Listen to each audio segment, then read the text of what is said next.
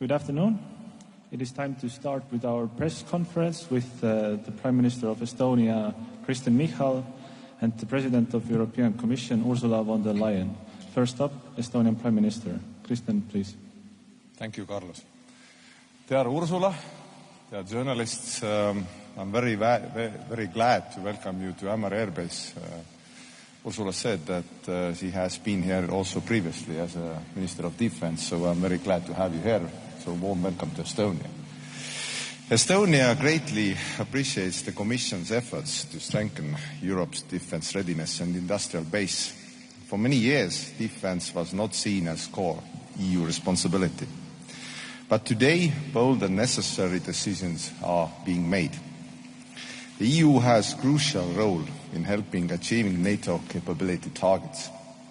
A good example is the Safe Loan Instrument. For the next 4 years, Estonia will raise its defense spending over 5% of GDP. To cover our needs, we plan to borrow up to 3.6 billion euros from SAFE. The same ambition was clear in MFF's proposal. It's encouraging to see a significant boost in EU funding for defense, cross-border connectivity and military mobility. However, we must speed up our efforts now. The security situation is not getting better. We need to be ready for more innovative solutions and support those who are investing a great deal into collective defense. Dear Ursula, your visit to our region is very well timed. Recent drone incidents, which we talked about, show that we need to enhance our defense capabilities and invest into drone detection and response. Estonia is investing in this, but there's need to increase EU support even before the MFF. This way we can build our drone wall faster and broader to keep our common external border safe. With the Commission's support, the Baltic countries successfully desynchronized our energy grids from Russia and connected to the European network this spring. Now we must ensure that our energy infrastructure remains secure and resilient. This calls for increased EU support through the Connecting Europe facility across the Baltics from Estonia to Poland. Finally, we also discussed Russia's aggression against Ukraine. Russia continues and even intensifies its cruel attacks against Ukrainians far from the front line. This clearly shows that Putin is not looking for peace. The only language Putin understands is pressure and strength. That means tougher sanctions and increasing our military support to Ukraine. Europe must move forward with the use of Russian frozen assets for Ukraine. Ukraine's progress on the EU path must also continue swiftly.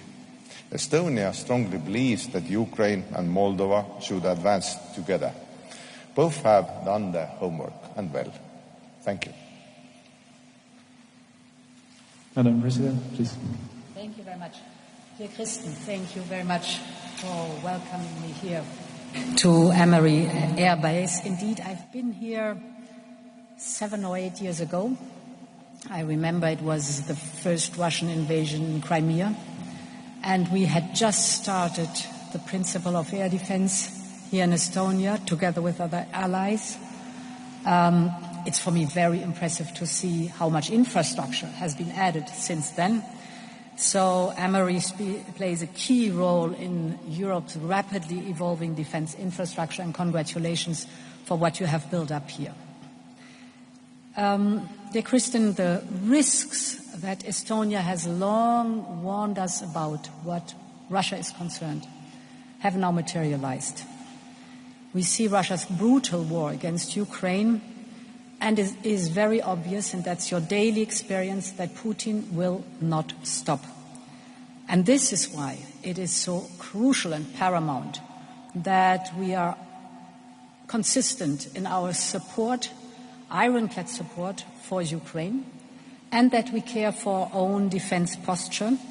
So we will continue to provide vital political, economic and military support to our brave neighbor. We are tightening the sanctions against Russia, specifically on the Shadow Fleet.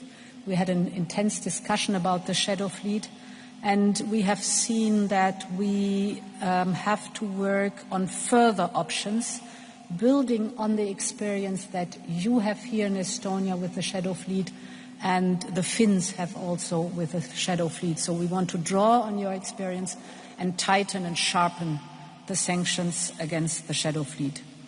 We are also advancing the work on the use of the Russian frozen assets, because it's clear that the predator has to pay for what he did. At the same time, as you described, we are observing that Russia and its proxies are testing our resilience. They are probing our vulnerabilities, specifically in the Baltic airspace and at sea. And it was very insightful what you described here from your daily experience that you have.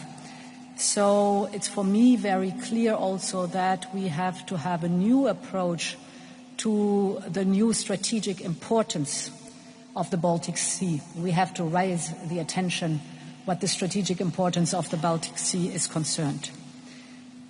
Against this backdrop, we have to strengthen Ukraine's defense on one side, and we must take greater responsibility for our own defense posture. And this is the logic behind the 800 billion euro defense industrial plan that we have launched.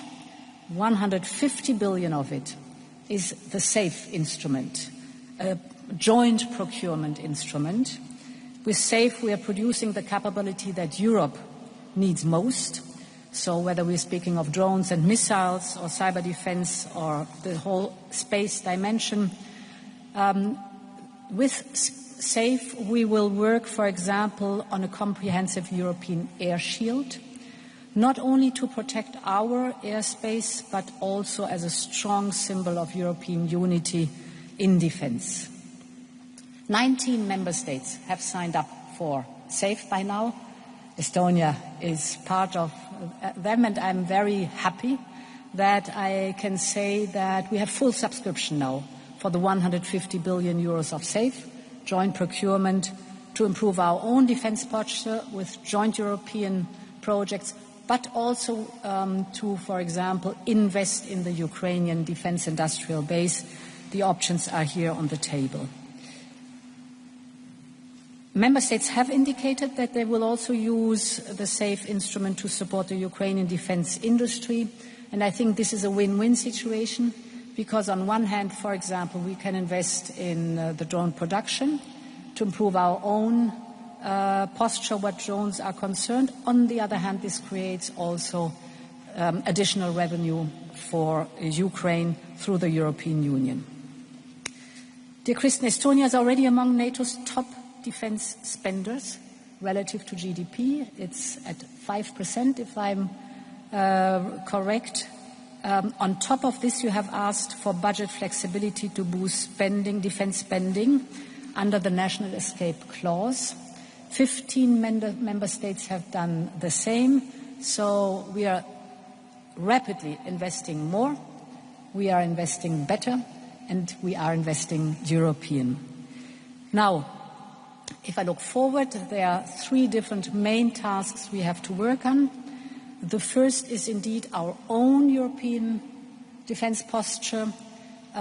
In October at the European Council in Denmark, the informal European Council, the Commission will present the roadmap for Readiness 2030, where we analyze the gaps that we have and how to fill them. And our aim is that by 2030 we have significantly filled all gaps that we have identified today. The second parallel path is, of course, that we strengthen Ukraine's defense posture. And the third element is for the long term. It is our long-term new modern European budget that the Commission has just proposed. Here we put a strong focus on defense.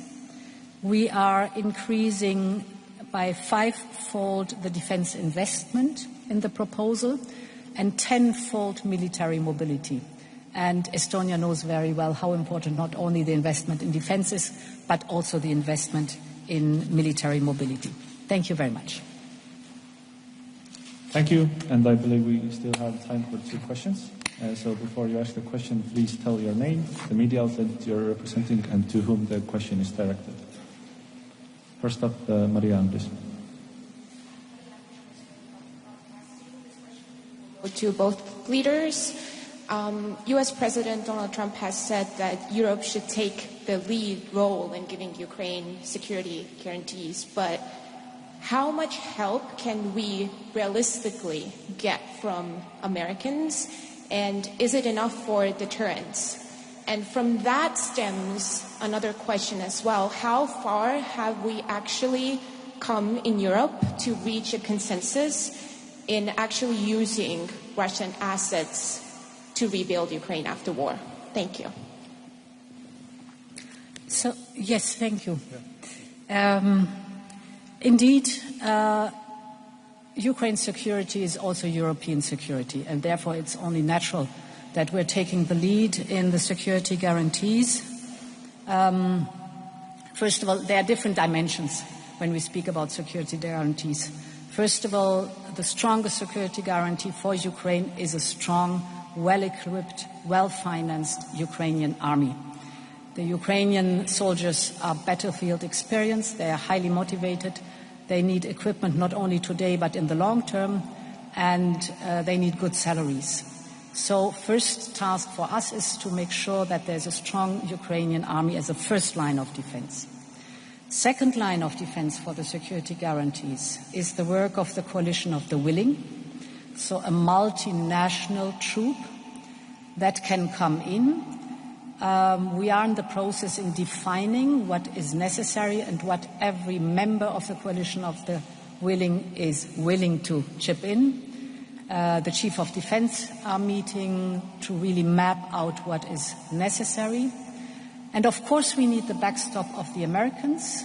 They will provide. President Trump said that there will be American presence and that there will be the backstop of the Americans. This is the second important leg. And the third element we should always emphasize is our own European defense posture that has to be improved, as I've just described. Now, on the frozen assets, we are already using the frozen assets. We are using the windfall profits. And so far, 3.7 billion euros from the windfall profits have been channeled to Ukraine. But we are also reflecting currently on the next steps and how to best and better use the frozen assets. I would also say that starting from the frozen assets, that question is well timed, because right now our foreign ministers are talking about it, the usage of foreign assets. And I know that there are certain risks. They probably can be mitigated. The Estonian position is quite clear that we should use Russian frozen assets to rebuild Ukraine. And if needed in the future, I know that we have been talking, but this is also a possibility to have tariffs on Russian goods and so on, to make Russians pay for the damages done, not our taxpayers, because the ultimate goal should be that Russia pays for the damages done and everything, not our taxpayers. That is a very, very strong position, and it should be kept that way. And I know that Ursula has a very strong line on that also. And second one is with the states and President Trump's security guarantees. I would say that the meeting in Washington and all the messages given, these were absolutely positive, because the states' willingness to participate in backstop or whatever we like to call it in providing security guarantees to Ukraine, it's a momentum changer, I would say. Yes, it's not exact how it works, but everybody's still in the planning. But the message already that President Trump, United States, we have strong transatlantic bond with the European Union and Europe. That means a lot to Ukraine, to Europe, also to the States, and also push to Russia. Because, as I said in my notes, that we have a very strong notion about that. And our meeting also, we talked about it with Ursula, that we have no illusions. Russia can be stopped only by force, only by unitedness, force. No, nothing else. Politeness for them is weakness, so they will exploit it. So Sanctions, which they say aren't working, but they don't like, probably is the first thing. And second thing is united work with also transatlantic bond, and Europe is quite well working. I would say Europe is stronger than it was 6 months or 1 year back. So thank you. Thank you. No one seems to be stopping me, so also a second question, please, Evelyn. Okay. Evelyn Kalder from Estonian newspaper news portal Postimees. I have heard a rumor that the United Kingdom may want to stop training Ukrainian soldiers under Operation Interflux. So, do you think European Union could have resources and will to take over that part of the training? So what I cannot answer is any kind of rumor and a rumor concerning another country. But we're very proud that up to today we have trained almost 90,000 Ukrainian soldiers.